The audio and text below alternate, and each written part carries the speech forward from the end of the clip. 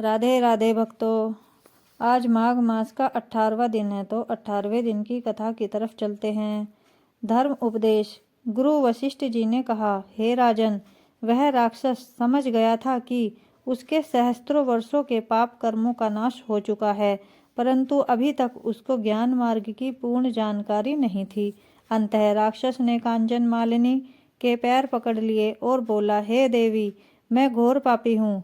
धर्म कर्म के विषय में मेरा ज्ञान शून्य है। अंततः मुझे ज्ञान धर्म कर्म के विषय में ज्ञान दो, जिससे मैं मुक्ति के मार्ग को ढूंढ सकूं तथा उस ओर अग्रसर हो सकूं। राक्षस के कातर वचनों को सुनकर कांचन मालिनी का हृदय दया से परिपूर्ण हो गया।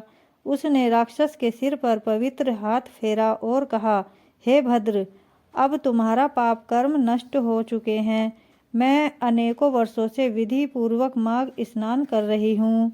प्रयागराज पर मेरी अपार श्रद्धा है और विद्वान धर्म को कदापि गुप्त नहीं रखते हैं। विद्वान दुखी जनों को दान देने की प्रशंसा करते हैं। जिस प्रकार समुद्र में होने वाली वर्षा का कोई उपयोग नहीं है, इसी प्रकार धर्म को गुप्त रखने का कोई महत्व नहीं है। अहिंसा सर्वोत्तम है।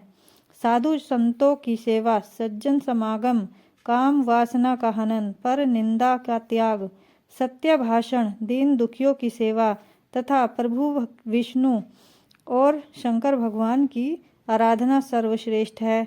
यही धर्म है।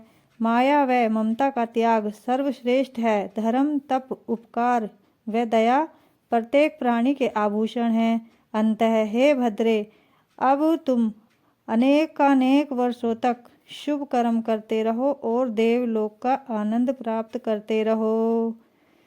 18वें अध्याय की कथा समाप्त हुई। कल 19वें अध्याय की कथा सुनेंगे। माघ मास का कितना बड़ा महत्व है भक्तों, सोच लो, समझ लो। अभी भी थोड़े दिन बाकी बचे हुए हैं, उसका फायदा उठा लो। मनुष्य जीवन मिला है, इसे सार्थक कर लीजिए।